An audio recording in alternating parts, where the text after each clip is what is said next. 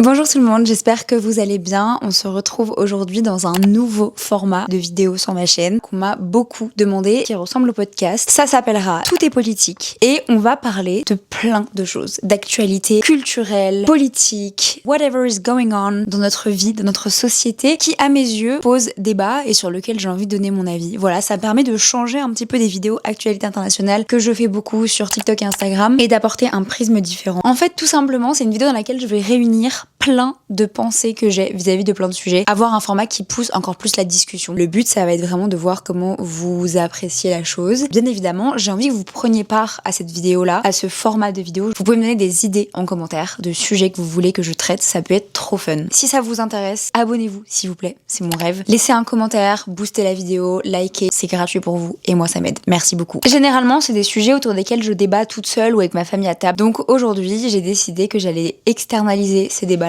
Et vu que c'est des sujets qui, je trouve, méritent plus que 2 minutes 50 de discussion sur TikTok, je trouve que c'était le bon format pour ça. Je vais commencer par parler de probablement une actualité qui a été assez brûlante en ce début mai, le Met Gala. Voilà, ça peut paraître très fashion of me, très fangirl of me, mais je pense que c'est un sujet hyper intéressant sur lequel revenir parce que peut-être que vous ne le savez pas. Cette année, le Met Gala a été financé par Amazon. Ça a été vraiment le dur labeur de Jeff Bezos et de Lauren Sanchez Bezos de rentrer dans le monde de la mode. Quand on est très riche, on essaye de s'acheter une image en fait. Voilà, et c'est vraiment ce qu'ils n'ont pas et qu'ils essayent de faire via Vogue. Il y a d'ailleurs eu un Vogue sur le mariage des Bezos, il me semble, l'année dernière. Cette année, du coup, le Met Gala s'est fait renommer dans les médias Tech Gala, which I love, qui représente l'idée des milliardaires de la tech arrivent dans le monde de la mode. Pour rappel, le Met Gala, c'est un dîner caritatif, in a way. Pendant une soirée, il va y avoir des levées de fonds. Tous ces fonds sont collectés pour le Costume Institute et donc ça permet de faire vivre la mode. Chaque année, le thème de l'exposition dicte le thème du Met Gala. Cette année, le thème c'était Fashion is Art, qui est un thème trop intéressant. Apparemment, Fashion is also Tech, parce que on a des investisseurs majoritairement issus du monde de la tech, ce qui est une grande première pour le Met Gala. Lauren Sanchez Bezos a été la co-chair de Anna Wintour sur ce Met Gala. Et ce qui est intéressant à analyser, c'est qu'un grand nombre des tables qui ont été achetées ont été payées par des géants de la Silicon Valley. Donc il me semble qu'il y a eu Meta, Snapchat, OpenAI, enfin vraiment des boîtes pour lesquelles on se dit qu'elles n'ont pas forcément leur place en fait dans ce monde de la mode très fermé à la base, etc. Surtout que normalement c'était plutôt les maisons de luxe qui payaient ces tables. Alors il y en a quand même eu bien évidemment, Dior, Chanel, etc. ont eu leur table, mais voilà, ça a été une grande surprise de voir des géants de la tech investir le Met Gala. Et en même temps, c'est pas si déconnant que ça, dans le sens où le Met Gala c'est vraiment un événement culturel majeur aux États-Unis mais aussi dans le monde, parce que chaque année on ne parle que de ça pendant le début mai. C'est vraiment le sujet des tenues, des looks, etc. C'est devenu un événement de pop culture, qui sera là, qui ne sera pas là. Et petit à petit c'est aussi devenu un moment politique avec des gens qui portent des messages politiques pendant les tapis rouges. Par exemple la robe Tax the Rich, c'était un peu impactant, mais POV c'est quand même paradoxal de porter ça alors que tu es toi-même invité, on a payé genre 35 000 $ pour ta place, ta robe coûte des milliers d'euros, makes no sense to me, mais c'est un paradoxe rigolo quand même. Et donc les New-Yorkais ont fait un espèce de boycott du Met Gala. Pendant plusieurs semaines dans New York, il y a eu des affiches boycott, etc. Parce qu'en fait Jeff Bezos a financé via Amazon l'ICE, mais aussi Trump, comme toutes les boîtes tech des États-Unis depuis quelques années qui sont amoureuses de Trump apparemment. Donc il y a eu un assez gros débat autour de la présence de certaines personnes qui se disent engagées, se disent publiquement anti-ICE, anti-Trump, etc. et qui pourtant étaient là, n'ont pas boycotté. Il y a eu Bad Bunny, très choquant. Quand même Bad Bunny qui est number one hater of ICE, qui a fait tout un speech about it, qui est le premier à parler de ça, était au Met Gala. Alors que c'est pas nécessaire, c'est très bizarre. En France, on a aussi eu Lena Situation qui était. Du coup, il y a eu un petit backlash autour d'elle parce que pourquoi t'affirmes autant de positions pro-Palestine, pro-gauche, et au final, tu vas à tous les événements problématiques des États-Unis, en plus, pays genre méga problématique. Enfin bref. Et je trouve ça hyper intéressant la manière dont les géants de la tech en fait essayent de buy their way into fashion world. Ils essayent vraiment à tout prix de se rendre cool, de se rendre jeune, accessible et aussi de se rendre relatable about fashion. Ce qui est en vrai un peu l'inverse de ce que ont toujours claim les géants de la tech comme Mark Zuckerberg ou Steve Jobs qui disent qu'ils ont un t-shirt et un pantalon parce que c'est plus facile de pas chercher à savoir comment s'habiller pour mettre tout son focus et toute son énergie dans son cerveau. Et le débat autour des privilèges, est-ce qu'on peut se permettre de refuser une invitation comme ça si notre carrière n'est pas en jeu, ou est-ce que à leur place, nous on aurait dit oui aussi. Parce que en vrai, si là on te dit que t'es invité par Chanel pour aller au Met Gala, qu'on t'habille dans ta robe de tes rêves, on te fait monter les marches, que tu passes une soirée tout frais payée à kiffer la life et à être entouré de plein de stars qui te font rêver tout simplement, c'est vrai que c'est difficile de dire non. Mais est-ce qu'après tu peux permettre de faire de l'activisme à double mesure? SNL ont donc fait une parodie là-dessus avec Dua Lipa dans laquelle ils font une blague autour du pins. Et donc là c'était de Tiny Weeny Micro Pin et donc il fallait zoomer et c'était assez rigolo parce que je trouve que ça représente bien le take actuel du je suis engagée, je mets une pastèque autour du cou mais je fais que des choses controversées parce que c'est pour mon bonheur personnel ou pour ma carrière. Anyway, on va parler de Coachella, autre événement pop culture majeur du mois d'avril aux États-Unis. J'ai, comme je pense tout le monde ici, été inondé de vidéos sur le Bieberchella et ça avait l'air cool. Le truc étant que chaque année, il y a le même débat qui se recrée autour de Coachella. Est-ce qu'il faut y aller ou pas? Est-ce que c'est normal que autant d'influenceurs y aillent ou pas? Est-ce que si t'es invité, t'y vas ou pas? Bref, chaque année, on voit le même sujet revenir en France. On dirait qu'on est dans une boucle temporelle infinie parce que c'est vrai que j'ai vu plein de vidéos passer à ce sujet, de gens qui donnaient leurs avis. Chaque année, c'est vrai que les gens sont choqués que les influenceurs y aillent et pourtant chaque année, ils y vont. Chaque année, ils sont soit invités, soit ils dépensent leur argent pour y aller. Je crois que c'est ce qui me choque le plus. Genre, tu dépenses 10 000 € pour 4 jours de festival. Enfin, ça va pas la tête ou quoi. Et chaque année, il y a rien qui change. Il y a un petit scandale pendant 2 semaines. On shame un petit peu ceux qui y sont allés. On leur dit, ah non, pas toi. Et après, c'est fini. Je vais rapidement essayer de rappeler pourquoi il y a autant un débat autour de Coachella. Si vous ne le savez pas, le PDG du groupe qui détient Coachella, donc le groupe s'appelle AEG, et le PDG de ce groupe, c'est un vieux monsieur blanc, fan de Trump. Le mec, il est anti-LGBTQIA+, il est anti-avortement, il est anti-femme, il est anti-immigration, il est anti tout. Et moi, ce qui me surprend toujours autant, c'est que ce festival existe toujours. Chaque année, il y a un discours. Et pourtant, chaque année, le festival takes place. Il n'y a jamais eu une remise en question de ce festival. Je pense qu'il n'a jamais subi de crise parce que les États-Unis, ils vont à mort et que du coup, ils font vivre le festival. Moi, ce que je trouve intéressant, c'est que chaque année, il y a plein de gens qui se plaignent, il y a plein de gens qui trouvent ça problématique. Et pourtant, au fond, on n'y fait un peu rien. Ce que je veux dire par là, c'est que je vous rappelle que être influenceur, c'est dépendre de sa communauté, c'est dépendre des gens qui nous regardent et que sans vous, littéralement, je m'inclus parce que je suis une consommatrice d'influenceurs moi aussi, quelle que soit la crise, on se plaint, mais il suffirait que nous, en tant que personnes qui ayons le dictage du like et du vu, on bloque, on unfollow, on ne clique pas, on ne regarde pas, on ne fait pas de vue. Et ça a un impact bien plus important que vous ne le pensez. Ne pas liker quelque chose, ne pas regarder, ne pas faire de vue, ça fait baisser les statistiques, ça va lui faire perdre confiance en lui. I'm so sorry, je suis en train de dire des trucs horribles, mais je suis la première à vous le dire. Si tous mes TikTok passent de 100 000 vues à 50 vues, je vais perdre confiance en moi. Je vais me dire qu'il y a un souci, je vais me dire qu'il y a un problème. Et donc, moi, mon take à ce sujet-là, c'est que chaque année, on se plaint, on dit que c'est problématique, et pourtant, on participe ouvertement au trend, à l'idée, au concept. Là, par exemple, cette année, j'ai peut-être vu 750 000 TikTok passer autour de Everything Hallelujah. 700 000 TikTok aussi autour de Bieberchella versus Betchella, Homechella, Friendschella. On a vu tous les TikTokers de l'univers faire une trend là-dessus. J'ai moi-même fait une vidéo où je suis avec Julia et j'ai écrit Traveling with your best friend, Alléluia. Donc en fait, au final, je fais partie du problème. Attaquez-moi. Et donc, in my opinion, j'ai l'impression que c'est un peu performatif de dire publiquement ah ouais, je suis contre ça et après de regarder, de consommer, de liker. Et puis, j'ai vu un dernier truc hyper intéressant aussi sur TikTok. Les gens qui critiquent à ce point les influenceurs qui vont à Coachella, c'est parce qu'ils n'ont pas les moyens et le privilège, eux, d'y aller. Alors, c'est horriblement cru dit comme ça, mais j'avoue que je me suis sentie hyper visée parce que j'étais en mode. J'avoue que si demain, je reçois une invitation d'une marque que je kiffe, qui me dit Lilibelle, on t'invite voir Ariana Grande à Coachella l'année prochaine. Tout frais payé, business dans l'avion pour aller à Los Angeles. J'ai jamais fait de business de ma vie, donc je vous explique. Pour moi, ça c'est déjà c'est comme ça. Hôtel pris en charge, logement pris en charge, transport pris en charge, tout est pris en charge. T'as juste à faire du contenu. Enfin, I'm so sorry, genre c'est un rêve quand tu le dis comme ça. N'importe qui, ton artiste préféré, c'est un rêve. Et je pense que pour 3/4 de la population française, c'est un rêve. Je pense qu'on est tous fans de quelqu'un, voilà. Les gens qui n'ont pas la culture de être fan, je sais pas si je trouve que vous avez de la chance ou si vous ratez. Parce que la vérité, c'est que c'est trop fun d'être fan. Genre, c'est tellement girly pop, j'adore. Bref. Et donc, elle a également abordé le fait que le groupe qui possède Coachella, c'est donc AEG, et que AEG, ils ont une branche en France qui possède les salles de concert et les festivals. En tout cas, quelques-uns. La Carotel Arena, l'Adidas Arena, mais aussi, je crois, We Love Green et d'autres festivals. Quand j'ai vu ça, j'étais un peu choquée. Du coup, c'est un peu du militantisme à double échelle parce que on s'attaque à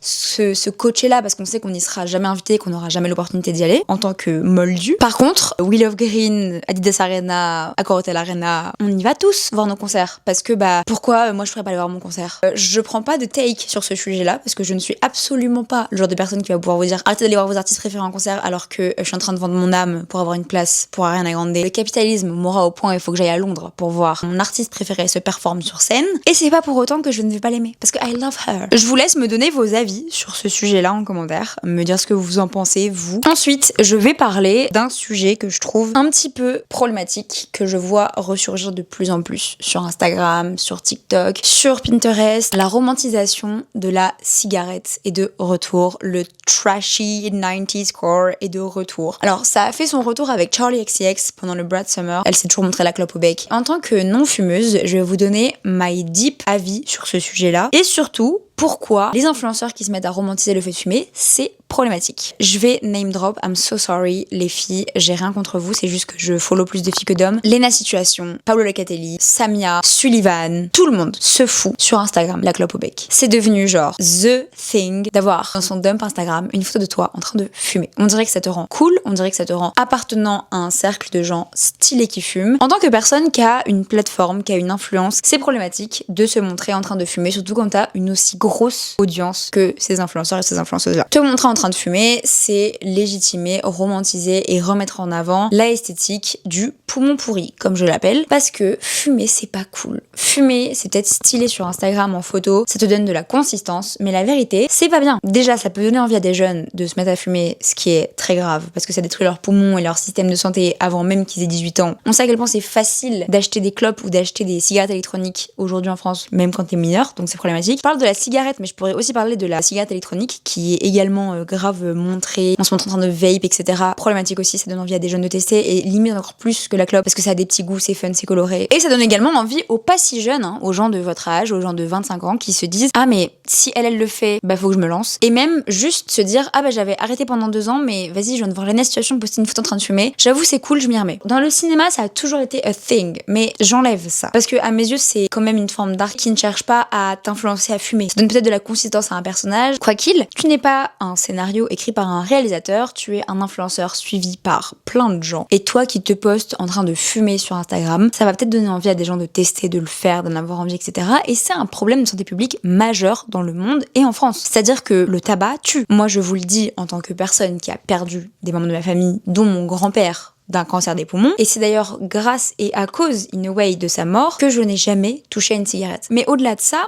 j'ai remarqué que l'esthétique cigarette, il est de retour à mort dans la mode, il est de retour dans les fashion shows, et il est de retour dans les soirées, dans l'esthétique cigarette. Ça fait plusieurs soirées auxquelles je vais où on me propose des plateaux de cigarettes avec des briquets. Alors, même si c'est redevenu à la mode parce que l'esthétique du cool kids, un peu trashy, cool girl, messy girl, insupportable d'ailleurs, ces catégories-là de girl, c'est hyper misogyne, c'est patriarcal as hell de foutre des filles dans des catégories. Ça me rend ouf. J'en ai fait un TikTok, franchement, pour avoir un débat, une dissertation à ce sujet-là. Et maintenant, de plus en plus de célébrités qui à la base se cachaient de fumer, parce que it's a shame, le montrent dans leur post Instagram. Je crois que c'est Dua Lipa dans son dernier post où on la voit en train de fumer. Je trouve que du coup, c'est un vrai manque de considération du problème qu'est le tabagisme en France. Ça l'invisibilise complètement. Et c'est problématique de rendre ça cool parce que ça fait fonctionner les lobbies qui bossent littéralement jour et nuit pour que vous trouviez ça sympathique. Pour que les jeunes se disent trop fun, la clope ça a l'air grave sympa et les problèmes de santé on passe au-dessus et c'est complètement faux. On cherche vraiment à dévier le problème et du coup l'image de la cool girl qui fume sur les réseaux sociaux c'est exactement ce dont l'industrie du tabac avait besoin pour se redorer son image. Et à mes yeux, ce retour de la cigarette, déjà c'est un peu lié au retour du fascisme dans la société parce que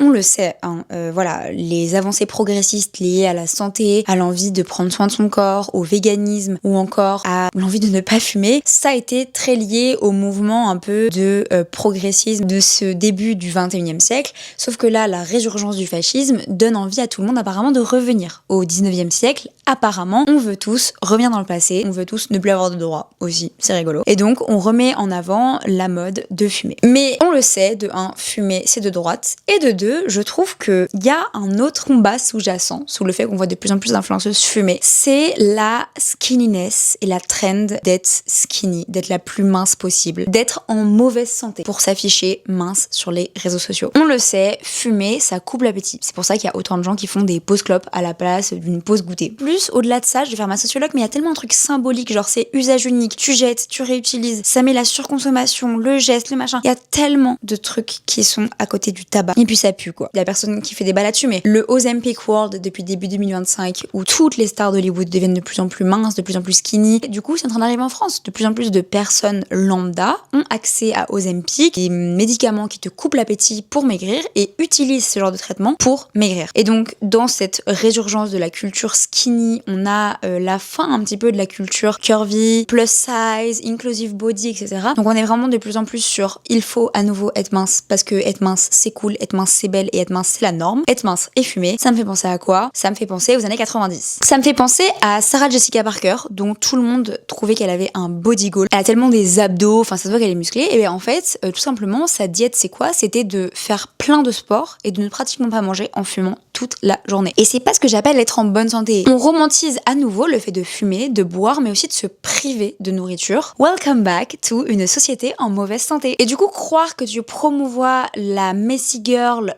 anti-fascisme en fumant, je trouve que ça fait tout l'inverse. C'est peut-être que mon take, hein, mais l'idée de croire que parce que tu fumes, tu es au-delà de la montée de l'extrême droite, moi je pense que au contraire, tu participes totalement à ça, parce que tu participes au retour de l'anti-progressisme et du faut rentrer dans les catégories de fumer. Rapide grand écart pour dire que je trouve que c'est totalement lié au fait que c'est toujours autant à la mode de boire de l'alcool. Boire de l'alcool, romantiser ça dans une société où chaque année il y a des milliers de morts liées à l'alcool en fait, c'est problématique. Que ce soit des femmes battues par leur mari alcoolique, les accidents de voiture mortels liés à des gens qui sont bourrés, le mélange entre les drogues et l'alcool qui tue, ou encore juste le fait que des femmes sont beaucoup plus susceptibles de se faire agresser par des hommes qui ont bu de l'alcool, et bah c'est problématique de rendre l'alcool cool et désirable sur les réseaux sociaux parce que ça invisibilise tous ces dangers, toutes ces notions de risque liées à l'alcool. Sur les réseaux, c'est devenu sexy de poser avec un verre de rosé parce que c'est chic. Encore une fois, on est sur la résurgence de deux industries, tabac et alcool, qui se font un bag sur ça. Et je l'ai déjà dit dans une vidéo TikTok qui a pas plu à tout le monde, mais boire et défendre le fait de boire sous couvert de culture nationale française et de défendre son patrimoine français, ça marche pas. Tu fais pas vivre ta culture en faisant des trucs qui sont problématiques. C'est comme la corrida. Il faut arrêter de croire que parce que c'est ancien, c'est culturel. Les femmes qui étaient invisibilisées de la sphère politique et publique parce qu'elles s'occupent des enfants à la maison, elles sont faites pour ça et tu te tais et c'est très bien, c'est pas culturel, ça doit pas revenir. Si on a fait en sorte que le fait de fumer ou de boire soit dangereux, publicisé comme tel et qu'on ait des ministères qui travaillent à faire attention à ça, c'est aussi pour une bonne raison. Alors va boire tes bières si tu veux, mais arrête de poster sur Instagram quand tu es une figure publique en train de te défoncer la gueule parce que c'est un peu bizarre de promouvoir de l'alcool. Puis en plus, c'est interdit. Je vais continuer à m'énerver toute seule, mais j'ai envie de parler du backlash qu'a pris Billie Eilish il y a quelques jours après avoir affirmé dans une interview que on ne peut pas dire aimer les animaux et les manger. Eating meat is inherently wrong. And then the other thing is, two things cannot coincide. I love animals. I love all animals so much, and I eat meat. You can't do both. Sorry. You can eat meat. Go for it.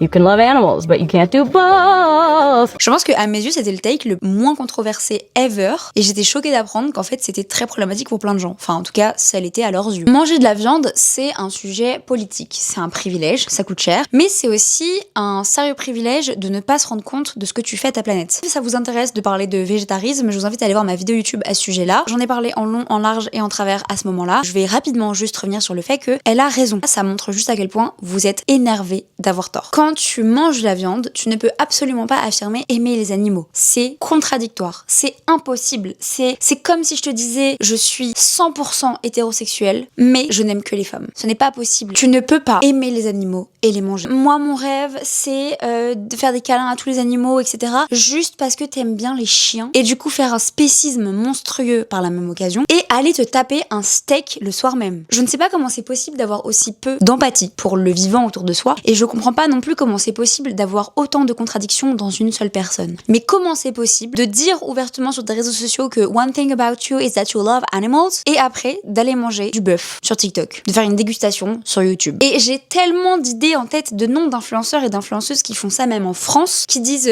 qu'ils ou elles adorent les animaux et qu'ils vont aider un refuge et qu'ils avaient le cœur brisé, mais qui s'affichent en train de manger de la viande sur les réseaux sociaux. Ce n'est pas possible de faire une vidéo sur la SPA et de manger de la viande. Arrête de dire que t'aimes les animaux si tu les manges. Et c'est pas parce que tu manges de la vache et pas du chien que t'as le droit de faire ça. C'est du spécisme. Je l'ai déjà dit 15 000 fois, je pense que plus personne ne peut s'entendre ce mot. Le spécisme, c'est une réalité qu'il faut arrêter de négliger au profit du bien-être humain de vouloir manger de la viande. C'est pas parce que tu as envie de manger de la viande que tu peux le faire. En fait, il faut se rendre compte de ça, c'est un privilège de pouvoir faire ça, de se dire je veux ceci donc je vais le faire. C'est comme si moi je disais j'ai envie de manger ma cousine, donc je vais le faire. Ah bah non, c'est problématique, on peut pas manger des humains les libelles. Bah pourquoi tu peux manger d'autres animaux alors? Parce que je vous rappelle que les humains sont des animaux. Et du coup, pourquoi mes besoins à moi, s'ils ne correspondent pas aux normes de la société que tu attends, ne peuvent pas être réalisés, ne peuvent pas aboutir? Tout comme si dans les sociétés asiatiques, on vous dit qu'on mange de la viande de chien, vous allez trouver ça scandaleux. Alors qu'en Inde, ils nous voient comme des fous malades pour manger de la viande de vache. Et donc, c'est ethnocentrique et problématique. Voilà. J'avais juste besoin d'en rajouter une couche. Billy a raison. Tous les gens qui ont eu un take contradictoire à ça sont juste des gros pro-Trump, d'ailleurs, by the way. Et fâchez-vous comme vous voulez, ça ne m'atteindra pas. Les trucs de ouais, t'es privilégié de dire ça, non. À la boulangerie, je prends juste le sandwich sans viande, quoi. On n'est pas si différents, vous et moi. Hein. Je suis végétarienne depuis que j'ai 12 ans. Je n'ai pas envie. Voilà, toute ma famille mange de la viande sauf moi. Est-ce que c'est ok pour moi? Non. J'aimerais que tout le monde arrête, mais ça fait aujourd'hui 8 ans que je suis végétarienne. J'ai fini de me battre avec les gens. Si vous êtes pas d'accord, je m'en fous, je me battrai pas avec vous dans les commentaires.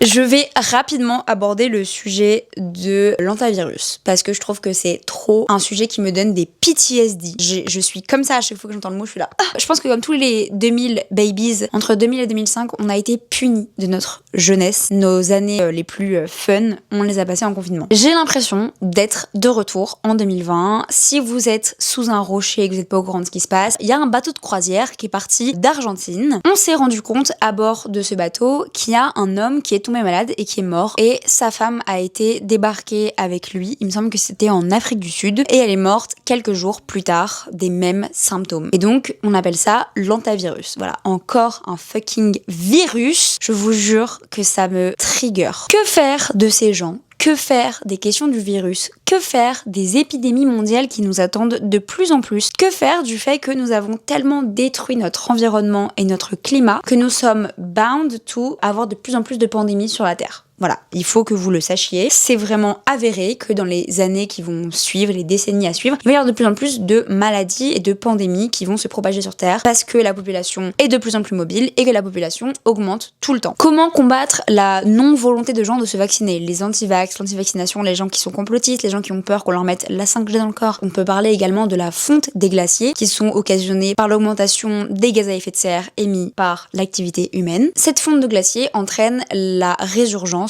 de vieux virus. Parce que la Terre a des milliards d'années. Et elle est hyper vieille, elle a vécu des trucs de fou. Toutes ces maladies qui étaient enfermées dans la glace, c'est un sujet de santé publique qui est hyper politique, parce qu'il est directement lié à la considération du changement climatique par les grandes puissances mondiales. Il ne faut pas négliger le fait que nous sommes une société ultra connectée. Nous ne sommes pas prêts à accueillir et à découvrir tout ce qui nous attend en termes de santé, parce que, bien évidemment, nous allons être de plus en plus soumis à ces problèmes de pandémie. Moi, j'ai deux takes. Deux théories. Il n'y aura pas d'autre solution. Théorie numéro 1, on a tellement pas d'autres sujets d'actualité en ce moment. Parce qu'entre la guerre en Iran qui dure depuis maintenant très longtemps, c'est plus un sujet d'actualité qui fait tenir les gens. Le Liban, la Palestine, c'est trop loin, c'est pas assez concret pour les Français. Donc les sujets d'actualité internationaux, ça intéresse moins. Et il y a pas grand chose qui se passe en ce moment dans le monde. Il y a pas une nouvelle guerre qui a explosé, il y a pas de... Voilà. Vu qu'on n'a plus rien à dire, on met un tas d'énergie médiatique sur un bateau sur lequel il y a eu 2 morts et 5 malades. Et donc, c'est juste un truc médiatique comme les punaises de lit. Est-ce que vous vous rappelez des punaises de lit en 2023 qui étaient genre The Gate? Il y avait des gens qui prenaient le train avec des combinaisons intégrales pour pas prendre de punaises de lit. Enfin, est-ce que vous vous rendez compte de la folie? Alors qu'elles ont toujours été là, tout simplement, et que ce n'est pas un sujet nouveau, qu'elles ont juste été médiatisées parce qu'il y avait rien d'autre à dire. À partir du moment où il y a eu la guerre entre la Palestine et Israël qui a repris, c'était terminé. Les punaises de lit, elles étaient au placard. On n'entendait plus parler. Parce que, tout simplement, l'attention médiatique a shifté vers un nouveau sujet qui était la guerre, un sujet d'actualité bien plus intéressant que les punaises de lit. Et donc, mon take à moi, c'est que soit cette histoire d'hantavirus, ça va se terminer comme les punaises de lit. Voilà, c'est hantavirus de lit. Dans 3 semaines, on n'entend plus parler parce qu'il y a une nouvelle guerre hyper niche qui va éclater et que ça va être le nouveau sujet et que le bateau là, ça va être fini. Deuxième take, Covid 2.0. Retour, confinement, problème, vaccin, masque, au revoir la liberté et tout ça à quelques mois de l'été. Limite, j'ai envie d'appeler Macron et de lui dire STP, confine-nous maintenant, tout de suite là, de maintenant à juillet. Et juillet, c'est fini. Tu nous laisses faire la fête. Enfin bref, on va passer au dernier sujet que je voulais aborder et que j'aimerais routiniser dans ce format de vidéo. C'est un peu parler culture, films, séries, livres, expos, musique, whatever que je regarde ou que j'aime ou dont j'ai envie de parler en ce moment. J'ai envie de parler de plein de choses que j'ai vues depuis plusieurs mois ou que j'ai lues depuis plusieurs mois, mais je vais essayer de me contenir à des choses très récentes. J'ai vu Le Diable s'habille en Prada 2. Voilà, c'est un sujet parce que moi, Le Diable s'habille en Prada, c'était mon film préféré quand j'étais petite et ça l'est resté d'ailleurs pendant assez longtemps parce que j'étais extrêmement attachée aux personnages, à l'histoire, à la musique. Voilà, c'est un espèce de comfort movie. C'est comme Mamma Mia. Mamma Mia, c'était mon film préféré toute mon enfance parce que je l'ai découvert à genre 5-6 ans et je ne l'ai jamais quitté ce film. C'est mon film confort. Je trouve ça trop intéressant que ce soit littéralement une critique et une satire du couple Bezos. Enfin, en tout cas, des multimilliardaires qui essayent de se racheter la mode pour se faire un nom dans le monde de la mode. Donc, en fait, je trouve ça génial. Après, point négatif, on a retiré l'âme du Diable s'habille en Prada. Il y a beaucoup moins ce grain de film et j'ai vu la critique énormément passer par rapport à la lumière dans le film qui est très blanche. Beaucoup de critiques vis-à-vis de l'image, mais aussi vis-à-vis des looks et également autour du côté publicité, marketing, placement de produits qui est hyper intense. C'est-à-dire qu'il y en a une toutes les 5 minutes. Je ne sais même pas quel chèque a été déboursé par les grandes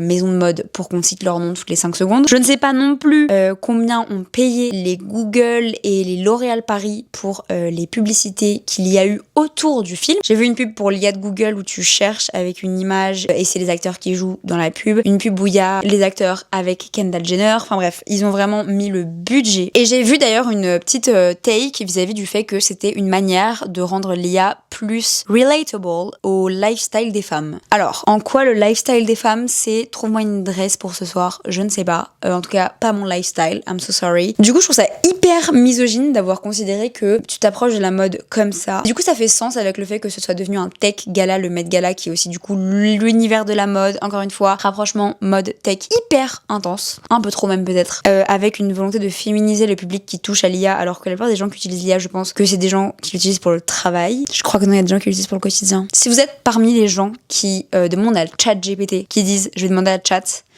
vous me donnez de l'eczéma, genre. Attends, je demande à Chat. Et c'est genre la requête la plus basique possible sur Terre, du style est-ce qu'il faut faire cuire des haricots verts pendant 10 minutes ou 5 minutes? Genre, be for real. Tape sur Google. At least, ne vide pas un lac ou un océan pour demander des trucs aussi nuls. L'utilisation de l'IA pour tout et pour rien, c'est un problème. Je vois des influenceurs qui disent qu'ils demandent à ChatGPT ce qu'ils doivent order dans un restaurant, genre, dans un fast-food. Are you for real? T'as besoin de ChatGPT pour savoir quel hamburger frites tu vas demander alors qu'il y a 3 choix sur le menu. Ouh, mystère. Je sais pas, au moins va sur TikTok et tape le menu à commander. Au moins un humain a fait cette vidéo. Et encore, maintenant qu'il y a des IA sur TikTok aussi, on ne peut plus respirer. Le mot intelligence artificielle me bouffe le cerveau. Voilà. Je suis d'accord sur plein de choses vis-à-vis du progrès, etc. Parce que vraiment, des fois, je me sens hyper vieille. J'ai l'impression d'avoir 85 ans quand je suis en mode, c'était mieux avant. Je vous rappelle que en 2021-2022, on arrivait très bien à vivre sans demander à ChatGPT qu'est-ce que je mange ce soir. Est-ce qu'on peut faire marcher nos neurones pendant 5 minutes 50 et arrêter de demander tout et n'importe quoi à ChatGPT qui utilise après nos données pour s'entraîner, genre ça me rend ouf. Changement de sujet, on passe à Euphoria saison 3 qui attise toujours autant de débats. Voilà, tout simplement. Toutes les semaines, je vois une nouvelle vidéo à propos d'un take féministe sur Euphoria. Are you for real? Once again, guys, est-ce qu'on a vu la même série ou pas? Parce que je vois plein de gens qui disent que cette saison 3, c'est le summum du male gaze. La critique majoritaire étant le fait que Sam Levinson serait vraiment allé dans tous ses pires travers pour cette saison-là et qu'on verrait vraiment un male gaze prédominant vis-à-vis de la sexualisation de Cassie, vis-à-vis de la manière dont on considère Jules comme une sugar baby, vis-à-vis de tout ce qui se tourne autour du striptease, de la drogue, de Rue qui joue le rôle d'une Mac limite. Mais guys, peut-être que c'est parce que c'était à longtemps, je vous rappelle quand même que la saison 1 et la saison 2, c'était tout aussi bizarre. On était quand même sur des adolescents, des lycéens de genre 16-17 ans, qui étaient camgirls, qui prenaient de la drogue comme si c'était des chocs à pic, et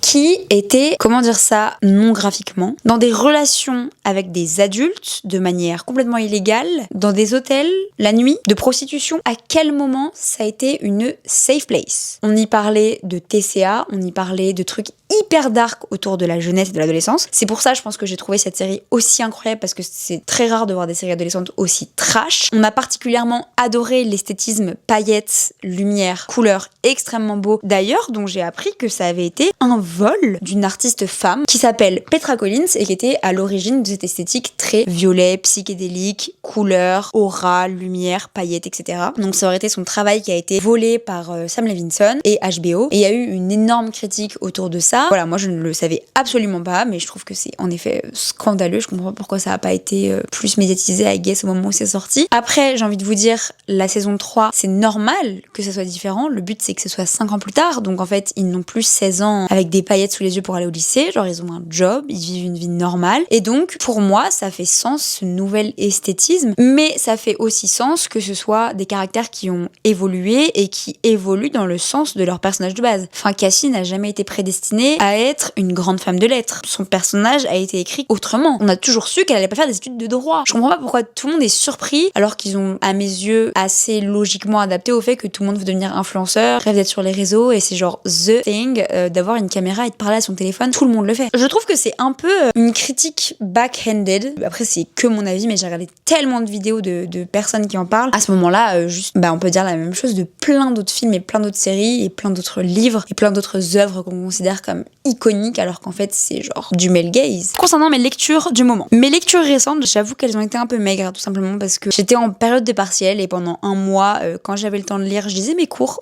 C'est rigolo. Donc j'avoue que j'ai pas trop eu le temps de lire plein de livres. Ça y est, je m'y remets. Dès que j'ai fini mes partiels, je m'y remets à fond les ballons. J'ai d'ailleurs un livre là, juste là sur mon lit que vous voyez pas, je crois, qui s'appelle The Girl with the Dragon Tattoo, qui est donc un policier. Je suis vachement au début pour le moment, j'ai encore un peu de mal à rentrer dedans, mais je pense que c'est normal, c'est parce que j'ai pas le temps de le lire et donc de me rentrer dedans. Mais j'ai trop hâte de recommencer à lire minimum un livre par semaine. Vraiment, quand les cours me lâcheront la grappe, je vais me remettre à faire du contenu lecture. Ça fait longtemps que je vous ai pas donné mon avis sur mes livres, mais je lis énormément comme toujours. J'ai terminé Le Mage du Kremlin que j'ai préféré lire au lieu de voir le film et j'ai adoré. Au début j'ai eu du mal à rentrer dedans, mais c'est pareil parce que j'ai un peu trop pris du temps à lire les 50 premières pages et je trouve que c'est vraiment le take à propos des livres, c'est qu'il faut lire les 50 premières pages d'un coup parce que c'est comme ça que tu rentres dedans. Si tu lis 10 pages, 10 pages, 10 pages, 10 pages, bah tu rentres pas assez vite dedans. Et là Le Mage du Kremlin, j'ai trouvé ça génial, ça m'a donné une culture sur la Russie en plus que je trouve trop intéressante, ça m'a changé un peu ma perspective de la Russie aussi. J'ai adoré, franchement. Bonne note. J'ai aussi commencé à lire du Jean-Christophe Ruffin. J'ai lu Le Parfum d'Adam. J'ai Rouge Brésil juste derrière moi. Là, c'est ma pile à lire. Il y a 2 niveaux, donc c'est un peu intense. Sur ma pile à lire, on a aussi Triste Tigre de Neige Sino que ma mère n'a jamais terminé parce qu'elle m'a dit qu'elle trouvait ça trop difficile à lire. Donc je vais voir si je me lance ou pas parce que moi, tout ce qui traite de sujets très difficiles à lire, je prends pas de plaisir à le lire. J'avoue que je trouve ça plus dérangeant qu'autre chose. Donc tous les trucs traumas familiaux, ça peut être difficile. J'ai également Ma France, tu l'aimes ou tu la quittes que Dora m'a prêté et qui est carrément un prolongement en fait de mes cours sociaux, etc. C'est sur la diaspora française musulmane et je trouve ça trop intéressant. Faut que je me chauffe à le lire. En plus, il y a que 300 pages, donc en vrai, ça va vite. J'ai tellement de livres que je veux lire. Il y a tellement de trucs sur ma pile à lire. Et je vous jure, là, c'est vraiment genre le truc que je veux faire, c'est rattraper toutes les lectures. Et puis, bien évidemment, être de retour sur YouTube, être de retour sur les réseaux, être de retour sur des vidéos qui me plaisent profondément et qui ne sont pas juste des petites vidéos de Get Ready With Me. Parce que c'est fun et ça me plaît à faire, mais c'est beaucoup moins intense. Et moi, j'aime bien quand c'est intense. J'ai trop hâte de voir ce que vous penserez de ce format-là. Est-ce que vous trouvez que c'est trop long? Est-ce que vous trouvez que c'est trop court? Est-ce que vous trouvez que je donne trop mon avis? Est-ce que vous trouvez que je ne parle pas assez de sujets différents? Est-ce que vous voulez que je parle de plus de sujets? La forme et le fond, ça m'intéresse. N'hésitez pas à me laisser un commentaire avec votre avis. Moi, je suis archi réceptive et je vais tout lire, vraiment tous les commentaires. Voilà, j'ai trop hâte de vous refilmer du contenu, d'être de retour sur les réseaux. Il y a tellement de choses que j'ai envie de faire. Là, ça m'a un peu redonné un coup de boost aussi d'être en période des partiels parce qu'en fait, pendant quelques temps, je ne peux plus trop produire de contenu et donc j'ai plein d'idées et c'est trop cool parce que je note tout et j'ai trop hâte. En tout cas, voilà, je vous fais de très très gros bisous. Merci d'être resté jusqu'au bout si c'est le cas. N'hésitez pas à aller vous abonner à mon Instagram, à mon TikTok, à mon Snapchat, à ma chaîne YouTube. Enfin bref, j'essaie d'être active tous les jours un peu partout. Donc si vous voulez ne rien louper, allez voir partout. Je vous fais de très très gros bisous. On se retrouve très très bientôt sur YouTube pour une prochaine vidéo. Cœur, bisous, love.